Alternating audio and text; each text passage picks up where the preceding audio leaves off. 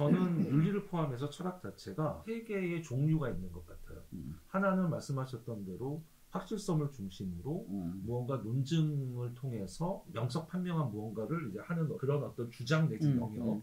또 하나는 아까 선생님 말씀하셨던 나토어 혹은 피지스와 같이 어떤 본질을 중심으로 그것도 역시 근데 이성의 영역이죠. 네. 본질도. 물론 형태는 좀 다르겠지만 칸트식으로 얘기하면 그야말로 이쪽 영역은 제가 보기엔 페어슈탄트 영역에 가깝고 그리고 본질이라고 얘기하는 거는 페어눈프트 영역에 가까운 거라고 생각하는데 어쨌든 이제 그런 형태의 유형.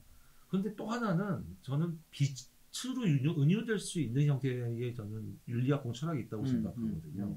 그럼 선생님 말씀하셨던 대로 여기서 뭐 아마존에서 사람이 됐든 페레네상이 됐든 열등하게 되는 이유는 뭐냐 하면 빛의 어떤 형이상학적 측면에서부터 접근하는 사람은 빛을 덜 쐴 거죠. 그렇죠? 그렇다고 해서 빛을 많이 받은 사람이 그러니까 본질을 중심으로 설명하는 게 아니고 빛이라는 거는 위에서 그냥 쏘여줬을 뿐이지 이 자체적으로 무슨 본질을 가지고 있거나 이런 건 그러니까 인네이트하게 가지고 있는 건 아니거든요. 그 빛은 그 신성 뭐 로고스 이런 뭐 그렇게 볼 수도 있고 혹은 뭐 이제 저는 머도키안이니까 이제 머독 입장에서 보면 그 빛이 이제 조음의 빛이죠. 선의 빛. 선의 빛인데 어쨌든 여기서 이제 피지스와 나토를 이야기하고 표준을 이야기하는 이유는 제가 생각할 때는 그것이 전면에 들어선 게 아니고 이런 빛의 형이상학의 입장에서 보면 표준이라는 게 있지 않을 수가 없다. 그러니까 공통적인 것이 이 사람 형이상학의 결과로 현상하는 것이지 이 사람이 공통적인 무언가를 만들기 위해서는 아니다라는 게 제 이해거든요. 이 사람에 대한. 제가 말씀드리려고 하는 것에 초점을 이제 다시 돌아오면 빛의 형이상학 입장을 보면 그리고 제 칸트 이해대로 칸트도 도덕과 관련해서는 그런 어떤 스탠스를 취하고 있었다라고 가정하면 실제로 존엄성이 인간 중심적이 될 수는 없는 거라고 생각해요. 왜냐하면 그거는 일단 1번은 시민사회 안에서 시민사회를 구성하려면 존엄성이라는 매개가 없이는 다시 말해서 거짓말하고 누군가 속이고 이용해먹고 이러면 시민의 권리라는 게 확보가 안 되는 거예요. 구조적으로도 논리적으로. 일단 1번은 그렇고 두 번째는 칸트가 그렇다고 해서 그러면은 요 시민사회를 통해 가지고 인간이 뭐 으쌰으쌰 뭐 우리끼리 정말 뭐 인간이 최고야 이런 거냐 그거는 아니지 않나. 도덕이라는 거 오히려 인간에게 비춰주는 빛처럼 인간에게 무언가 뭐 이제 뭐 이율배반에서도 나오지만 무언가 명석판명하게 마치 그 사물에 대한 인식론을 이야기하듯 명석판명하게 매우 구조적이고 매우 보편적으로 설명하기는 어렵지만 그럼에도 불구하고 가질 수 없는 어떤 인간의 개진론 혹은 구원 뭐 전 이것과 관련이 있지 않나라고 생각을 하거든요. 그런 점에서 보면 그럼 이제 박 선생님께서 생각하시는 생각하고 제 생각은 물론 다를 수 있겠습니다만은 칸트가 얘기하는 존엄성이 결코 인간 중심적이거나 이럴 수는 없지 않겠나. 오히려 반대에 가깝지 않나. 난 당연히 그렇다고 생각하고요. 그 칸트의 인간 존엄성이라는 것은 그 동등한 자격, 우리가 대화를 나누고 우리가 뭔가를 논의할 때 상대방이 나의 수단이 되거나 나에게 이용당하는 일방적으로 이용당하는 존재로 설정하면 안 된다. 동등한 자격을 가진 자들로 다 전제하고서 우리가 어떤 담론, 일을 시작하지 않으면 안 된다는 의미이고, 그리고 인간이 칸트 현상계를 논하는 것도 다 인간은 자기가 인간이라는 틀로서 이해할 수 있는 구조 안에서만 이해가 가능한 것이기 때문에 그 이상의 신성의 영역을 우리가 아는 것처럼 해서는 안 되고 오히려 겸손하게 하자는 것이지 인간이 특별하다는 생각은 전혀 아니다. 그런 점에서 선생님 말씀하신 건 맞고요. 동의하고요. 왜냐하면은 제 생각은 그렇거든요. 이게 저는 사실 이제 시민사회랑 자꾸 연결시키는 이유가 시민사회라 그랬을 때는 가장 먼저 우선은 해결해야 되는 점이 하이라키가 없어야 되죠. 그렇죠. 그러니까 저는 그 시민사회를 염두에 두고 이야기하는 칸트의 존엄성은 결국에는 니나 내나 같은 인간임을 인정하라 정도의 명제라고 생각합니다. 그 이상도 이하도 아니고 동등한 자격을 지닌 자로. 왜냐면 그렇지 않으면 시민사회가 성립이 안 되잖아요. 근데 그걸 인간에게 한정했다라고 하는 것은 한번 고민을 해봐야 될 대목이라고 봐요. 칸트는 분명히 인간에게 한정했거든요. 이 존엄성을. 이성을 지닌 존재만이 존엄한 존재라고 해놨기 때문에 오늘날의 관점에서 본다면 생명의 존엄성이 동물이 시민사회를 꾸릴 수가 없잖아요. 그러니까 이제 그 점에서 시민사회의 구성원이 될 수 있는 사람들로 한정해서 존엄성이 부여될 수밖에 없었던 측면이 있겠죠. 그러나 지금 오늘날의 관점에서 보자면 칸트식의 그 존엄성은 매우 좁은 의미가 될 수도 있다. 그래서 비록 시민사회의 일원이 될 수 있는 능력은 지니지 않지만 마땅히 도덕적인 어떤 고려의 대상으로서 칸트적인 의미의 존중이라고 할 수는 없겠지만 그래도 도덕적 고려의 대상으로서 존중받아야 되는 그런 존재의 범위가 인간으로 한정될 수만은 없지 않느냐.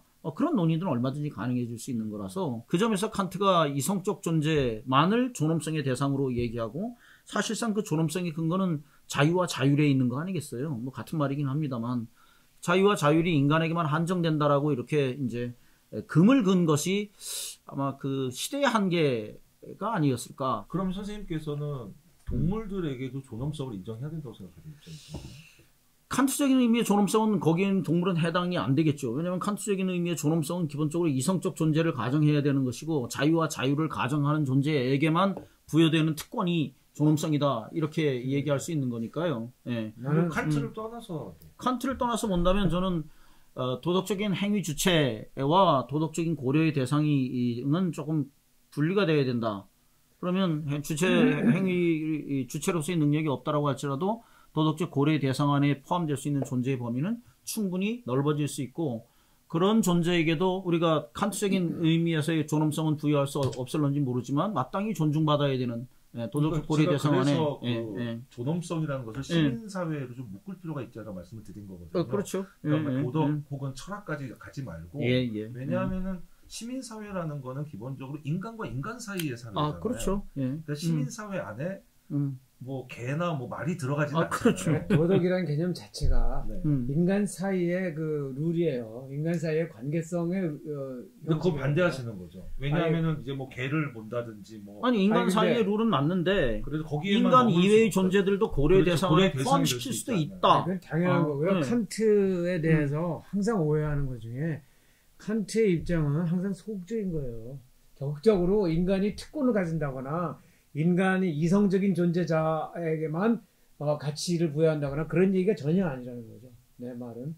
그러니까 그거는 항상 소극적으로 이거를 침해하면 안 된다는 인간 존엄성이라는 개념도 특별한 지위나 자격이나 이런 거를 의미하는 것이 아니라 그거를 침해할까봐 설정하는 하나의 그 필요 조건으로서의 소극적인 개념이지 거기에 어떤 적극적으로 능력이라든가 가치라든가 이걸 부여하는 개념이 아니라는 거죠. 근데 그렇다 하더라도 선생님, 저는 뭐 전적으로 동의합니다만 칸티안이 아닌 사람들이 너희들 이렇게 설정하게 되면 칸트의 본의하고는 상관없이 이렇게 될 수 있는 여지가 충분히 있지 않느냐라는 비판은 정당한 비판일 수 있죠. 난 정당한 비판 아니라고 생각해요. 그건 왜 그러냐면 그 인간이 이해하는 아까 그 형식이 우리가 불가피한 거라고 그랬잖아요. 그 안에서 사고할 수밖에 없는 존재이기 때문에 늘 겸손해야 하고 동물에 대해서도 어떤 제한, 차별을 두는 게 아니란 말이에요. 우리는 인간이 인간을 동등한 존재로 존중해야 된다는 것만을 얘기한 것이지 그러니까 동물과 차별화되니까 동물은 소홀히 해야 된다든가 이런 적극적인 메시지가 아니라니까. 여기서 제 말씀드리면 만약에 박 선생님한테 저는 그 동물도 얼마든지 도덕의 또 고려대상이 생각하거든요. 그러면 칸트라면 동물과 관련한 문제 지금 현재 뭐 워낙 동물권에 대해서 말이 많으니까 저는 사실 반대입니다. 늘 말씀드리지만 그런데 칸트적 어떤 구조라면 어떤 식의 어떤 인간의 책임이 있죠. 동물에 대해서 처방이 있어요. 간접적으로라는 입장은 칸트가 분명히 표현했지만 동물에 대해서 입장이 있죠. 당연히 인간과 비슷하고 인간이 애정을 주고 인간이 가치를 부여하고 간접적으로 당연히 동물을 이렇게 사랑하고 우리가 존중해주고 그 다음에 책임을 당연히 갖는 거죠. 책임을 갖지 거기서 그러니까 차별화돼도 된다 이런 얘기가 전혀 아니란 말이죠. 인간이 동물에 대해서 할 수 있는 한 인간의 상상력이나 이런 거 해서 우리가 책임을 질 부분이 당연히 있는 거고 근데 그건 어쩔 수가 없는 거예요. 왜냐하면 동물이 인간의 그 역할을 대신할 수가 없잖아요. 예를 들어서 유기견들을 살처분을 해야 한다. 네. 말아야 한다. 그럼 칸트라면은 뭐라고 했을 거라고 생각하세요? 아니 나는 구체적 사안에 많이 적용한다. 동물 그 자체의 존엄함으로 동물을 함부로 대할 수 없다를 인간과 같은 식으로 할 수는 없다는 거죠. 그건 당연히. 근데 좀 그건 칸트라면 뭐 지금 다른 동물의 권익을 얘기하는 사람들도 그 부분은 똑같이 하자라고 이야기하는 게 그러니까 실천적으로 무력화된다라고 하는 걸 알고 있기 때문에 네. 그런 주장을 하는 것도 아니고, 그렇다고 칸트와 다른 노선의 윤리를 하는 사람이 인간의 존엄성 그거를 반대하는 것이 아닌 것이죠. 동등하게 고려되어야 한다라고 하고 동등한 존재로서 인간이 상호 동등하게 서를 존중해야 된다고 하는 걸 반대하는 근현대 윤리로는 거의 없다고 본다는 얘기입니다. 다만 그게 너무 인간의 도덕적 고려의 범위를 너무 협소하게 설정한 것 같다라고 하는 주장을 하는 것이죠. 그런 주장이 있는 건 물론 알고 있지만 칸트의 초점을 맞출 수 있는 비판은 아니다. 나는 그렇게 생각해요. 저는 근데 여전히 궁금한데요. 요새 저는 사실은 인권보다 견권이 훨씬 높지 않나 싶은 생각이 드는데 그래서 자꾸 제가 사실 싸워요. 얼마 전에도 좀 싸웠는데 물론 그거는 개의 문제가 아니고 인간의 문제예요. 결국에 인간의 문제인데 얼마 전에 저희 집 근처에 편의점을 갔더니 한 젊은 남자가 편의점 안에 개를 2마리를 몰고서 들어왔어요. 근데 저는 아무리 생각해도 이건 아닌 거예요. 그렇죠. 바깥에다 내놓고 들어오든 해야지. 동의합니다. 물론 뭐 조그만한 강아지긴 했지만 아니면 뭐 안 뜬지 정 그러면. 근데 개줄로 그냥 해가지고 편의점에 들어온 거예요. 저는 이제 초등학교 1학년짜리 딸과 함께 사러 갔어요. 얘기를 했어요. 이건 아니지 않냐. 적어도 편의점 안에까지 강아지를 데리고 들어오는 건 이건 아니라고 본다. 바깥에서 내놓고 와야 된다고 본다 그랬더니 어디 써 있냐는 거예요. 안 된다는 법이. 그래서 또 제가 그러면 당신한테 얘기한 문제는 아니네. 그래서 이제 그 편의점 주인은 아니었지, 일하시는 분인 것 같았지만 당신이 그렇다면 판단을 해야 되지 않겠냐. 이거는 여기 뭐 먹을거리 천지고 강아지들을 편의점 안에까지고 데리고 들어오는 거는 안 된다고 봐야 되지 않겠냐 그랬더니 이제 그 양반이 잘 모르겠다, 뭐 뭐라고 판단할 수 없다, 뭐 이렇게 얘기를 하는데 주인 같으면 아마 그러면 안 된다고 얘기했겠죠.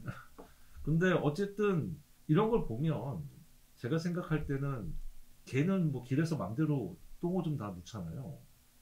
근데 사람은 그러면 벌금 내잖아요. 어찌됐든 딴 걸 떠나서 칸트라면 어땠을까요? 정말로. 저는 사실 제일 중요한 문제 중에 하나가 유기견 유기묘 처분 문제라고 생각하거든요.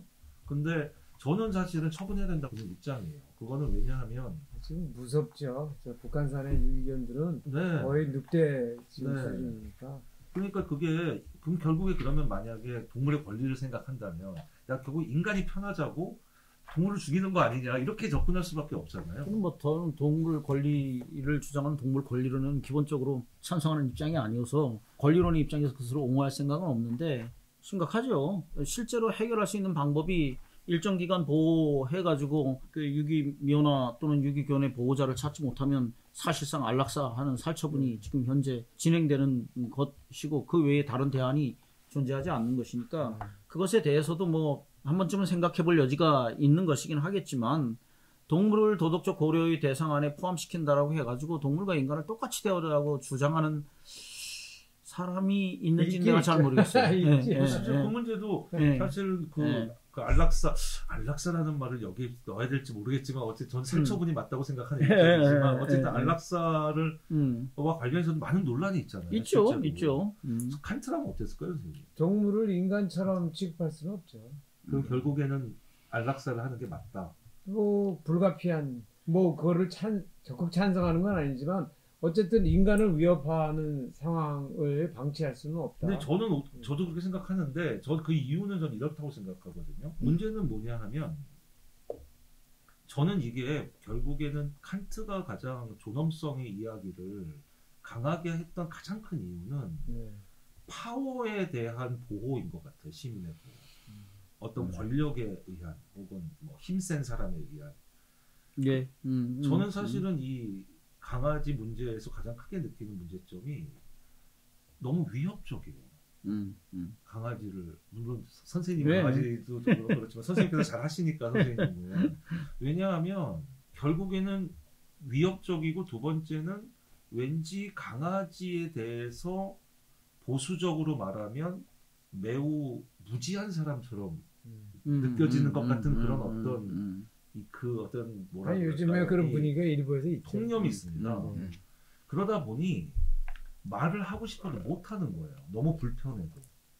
그러니까 강아지를 좋아하는 사람도 있고 싫어하는 사람도 있잖아요. 근데 나름의 또 룰이 있고 그러니까 뭐 저 선생님의 경우에는 너무 조심스럽게 다니셔가지고 제가 사실 중요한 점 중에 하나기도 한데 보면은 이제 줄 같은 것도 너무 길게 하면 안 되는 그렇죠. 법이 있잖아요. 그렇죠. 예. 근데도 뭐 2m 이내로 해야 돼요. 근데 예. 뭐 줄 뭐 그냥 풀어버리는 경우도 있고 심지어는 극단적으로는 예.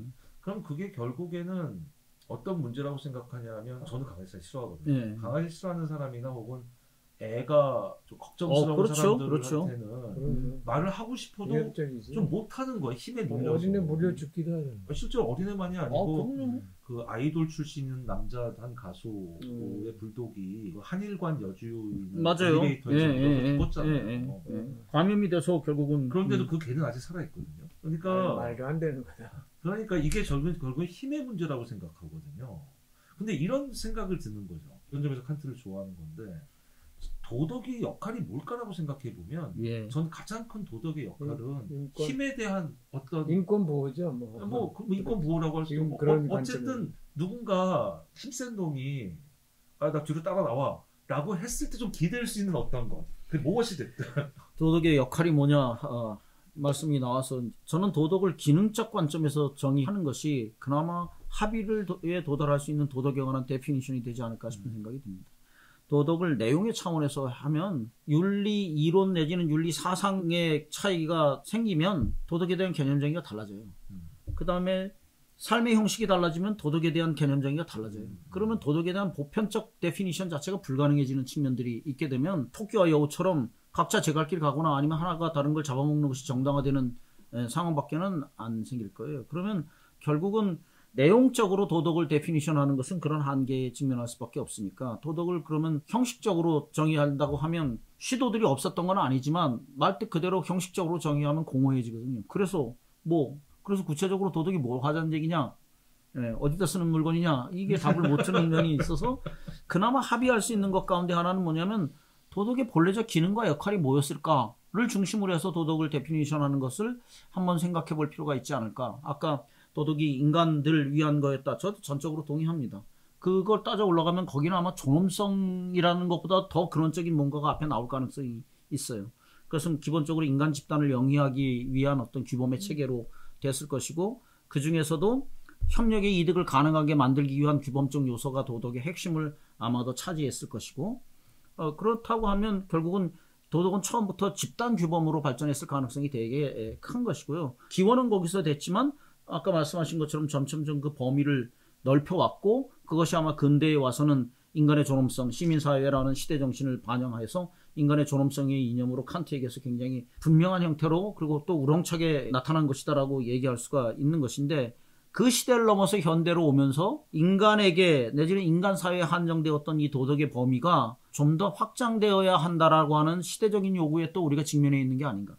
환경의 위기와 더불어서 그게 뭐 아직까지 다 정리되었다까지는 얘기하기 어렵겠지만 그런 시대적인 요구 사항에서 칸트에게 인간 중심주의라는 비판이건 아니면 네이밍이 들어가는 것이 아마 그런 시대와의 불화라는 측면이 조금은 반영되는 것 같다.